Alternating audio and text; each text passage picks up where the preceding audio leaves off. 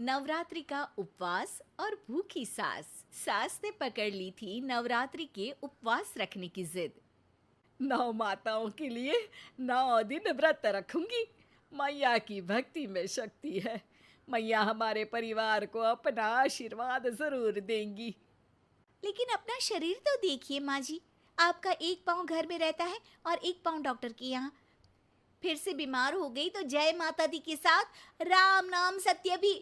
अरे राम राम राम, कैसी बातें कर रही हो बहू। राम नाम सत्य हो मेरे दुश्मनों का। मुझे व्रत रखने से मत रोको बहू। वरना देवी माँ नाराज हो जाएंगी। नहीं, तुम्हारी सासु माँ नाराज हो जाएंगी। अरे पर माँ, भूखे क्यों रहना है? देवी माँ थोड़ी ना चाहती होंगी कि उनके भक्त भूखे रहें। और आपकी तो सारी मनोकामना पूरी हो चुकी है ना माँ। लालच है बेटा, लालच बुढ़ापे में भी खत्म नहीं होती। अरे तुम चुप करो जी। तुम्हारी भी उम्र है भक्ति भाव करने की। ज्यादा बड़बड़ की ना तो तुमसे भी उपवास रखवा लूंगी। हाँ। अरे रौद्र रूप क्यों धारण कर रही हो मेरी माँ। रख लो व्रत। ठीक है माँ, बस अपनी हेल्थ का ध्यान रखना। अरे उसकी चिंता तुम मत करो बेटा। मैंने टीवी पे देख लिया है कि व्रत में क्या क्या खाने से शरीर में कमजोरी नहीं होती। अच्छा ही है, वरना ऐसा ना हो कि 9 दिन के बाद तुम मैया के द्वार की जगह सीधा हरिद्वार। अरे तुम मुझे हरिद्वार क्यों भेजना चाहते हो? क्योंकि अब तुम्हें मायके तो भेजने से रहा। बाबूजी, क्यों माँ को परेशान करते रहते हो? अच्छा माँ, ये बता दो कि आपको व्रत में खाने के लिए क्या क्या चाहिए होगा। सास के सामने सब हार जाते हैं। माँ के कहे सामान को बेटा लेकर आता है। नवरात्रि का पहला दिन है। नाश्ता कर लो, स्वस्थ रहो, मस्त रहो। मेरा व्रत से ध्यान भंग मत करो। अच्छा ठीक है ठीक है। भूख लगेगी तो मेरी तरफ मत देखना। आई बड़ी। तुम कोई खाना हो जो तुमको देखूंगी। आए बड़े। माँ जी, ये लीजिए आपका फरियाली मिक्सचर। इससे व्रत नहीं टूटेगा। अरे इतना सा? दिन भर भूखी रहने वाली हूँ, थोड़ा तो और ला दे। पर ये सब तो सपोर्ट के लिए होता है ना माँ जी, पेट भर के थोड़ी ना खाना होता है। करवा चौथ का व्रत नहीं रख रही हूँ जो कुछ ना खाऊं पीऊं। हाँ यार, ये तो मैंने सोचा ही नहीं। तुम इतने सारे व्रत रखती हो तो मेरे लिए करवा चौथ का व्रत क्यों नहीं रखती? अरे जुबान पे तुम्हारा नाम न रखूं, व्रत क्या खाक रखूंगी तुम्हारे लिए। माँ के कहने पर बहू और भी फरियाली ले आती है, जिसे खाकर माँ डकार मारती है। इतनी जोर से डकारोगी तो दुर्गा मैया भी डर जाएंगी। तुमने तो उनके शेर से भी तेज आवाज निकाल दी। अरे शेर के जैसा पंजाबी मारती हूं मैं, देखना चाहोगे? तुम्हें पता है ना, व्रत रखते समय हिंसा वाली बातों से, विचारों से और बुरी चीजों से दूर रहना चाहिए। सही कहा। बुरी चीजों से दूर रहना चाहिए। इसीलिए तो तुमसे दूर जा रही हूँ, दूसरे कमरे में। सास ने कई सारी ऐसी चीजें खाई जिनसे व्रत ना टूटे। बहू, सब्र का फल मीठा होता है। इसका मतलब ये थोड़ी है कि तू मुझे शाम तक फल नहीं खाने देगी। माँ जी, 1 घंटे पहले ही तो आपने इतना सारा। अरे एक खाता ही बना ले, उसमें लिखा करे कि मैंने कितना खाया, कितना पानी पिया। अरे नहीं नहीं माँ जी, मैं अभी फल लेकर आती हूँ। जोर से बोलो। नहीं माँ जी, मैं फल लेकर आती हूँ। अरे ये नहीं, जोर से बोलो, जय माता दी। सासू माँ एक साथ बहुत सारे फल खा लेती है। माँ जी, इतनी जोर से मैं डर गई। अरे भक्ति की शक्ति की पुकार है। पुकार नहीं, डकार है। हाँ हाँ ठीक है ठीक है।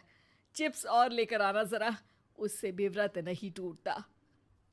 माँ जी, आज ही सब खत्म हो जाएगा, नाश्ते का ही टाइम है। अरे ठीक है ना बेटा, मैं अब कुछ खाऊंगी ही नहीं, तुझे इतनी तकलीफ है तो। नहीं नहीं माँ जी, मेरा मतलब था कि उपवास में सिर्फ इतना खाना चाहिए जितना शरीर के लिए सही रहे। स्वाद के लिए खाने से तो अच्छा है कि उपवास ही मत रखो। माता जी की कृपा तो वैसे भी बनी ही रहती है। अरे वाह बहू वाह! एक ढोलक और हारमोनियम भी लेकर आना और प्रवचन करने लग जा। श्री श्री 108 बहु ईश्वरी माता। माँ जी, मैं आपके लिए चिप्स लेकर आती हूँ। बहू की सही सलाह को भी सास नजरअंदाज कर देती है। थोड़ी देर में बहू सास को चिप्स ला कर दे देती है। आलू की चिप्स, आहा मजा आ गया। आलू किसी भी सब्जी में चला जाता है। आलू पनीर, आलू पालक, आलू टमाटर, आलू भिंडी और तो और पराठे में भी चला जाता है। वैसे ही इंसान को भी हर स्थिति में आलू जैसा होना चाहिए। थोड़ी देर में वहां ससुर जी आते हैं।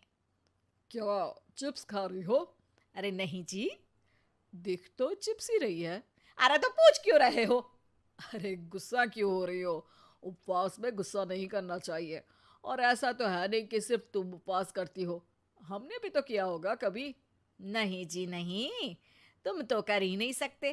तुम उपवास में भी भेजा खाओगे और भेजा खाने से उपवास टूट जाता है।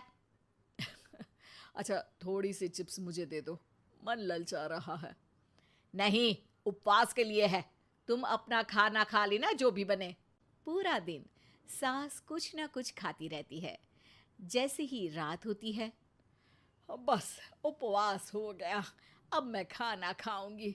जो दिन भर से खा रही थी उसको क्या बोलते हैं? बाबूजी क्यों माँ को परेशान करते रहते हो? अरे लड़के, तेरी माँ दिन भर से इतना खा चुकी है कि देश में भूखमरी की समस्या इसी की वजह से बढ़ रही है। और खाने की दिक्कत नहीं है, कितना भी खाए लेकिन सेहत इधर उधर होती रहती है। कुछ ऊपर नीचे हो गया तो तेरी माँ खाने के बाद हाथ धोएगी और तू अपनी माँ से हाथ धो बैठेगा। अरे इत्तू सा तो खाया था, उपवास भी ना तोड़ू क्या? ठीक है, नहीं खा रही बस।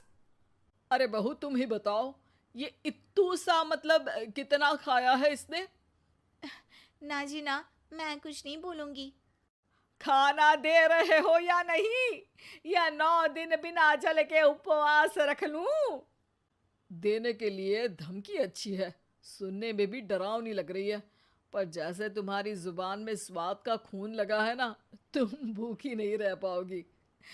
मैं कसम खाती हूँ जी। अरे देखो, कसम भी खाओगी तुम। अरे कुछ और दे दो इसको खाने को। ये ले, दाल चावल खा ले बस। डॉक्टर भी कहते थे कि माँ को आए दिन पेट से जुड़ी समस्या रहती है। बस इसी के लिए घर वाले पहले उन्हें उपवास नहीं करने दे रहे थे, लेकिन जब उपवास करने दिया तो माँ ने इतना फरियाली खाया कि घर वालों की चिंता बढ़ा दी। और जैसा कि घर वालों को डर था, अगले दिन उनकी तबीयत खराब भी हो गई। डॉक्टर को बुलाना पड़ा। अरे जितनी बार आप बीमार होते हो उस हिसाब से तो मुझे एक क्लिनिक आपके घर में ही खोल लेना चाहिए। या फिर क्लिनिक में ही इनका एक अलग कमरा बनवा देते हैं डॉक्टर साहब। बाबूजी, पिताजी, मेरे जनक, क्यों हमेशा मजाक करते रहते हो? डॉक्टर साहब, माँ का पेट खराब है। क्या खाया था? जो मिला जो दिखा सब कुछ। अरे बस भी करो जी। बस तो तुमको करना था खाते वक्त। देखिए, खाना अच्छी बात है और उपवास भी आदमी को रखते रहना चाहिए, लेकिन तब जब शरीर लायक हो। पहले दिन ही बीमार हो गई तो 8 दिन कैसे होगा? आप व्रत मत रखो और खाने पीने पे ध्यान दो। मैं गोलियां दे रहा हूँ। आप भी कुछ खाने को ही दे रहे हो? हाँ, इससे जल्दी ठीक हो जाएंगी। समझ गई हैं आप? अब तो ठीक ही होना है ना मुझे। जोर से बोलो। जय माता दी। जय माता दी। जय माता दी।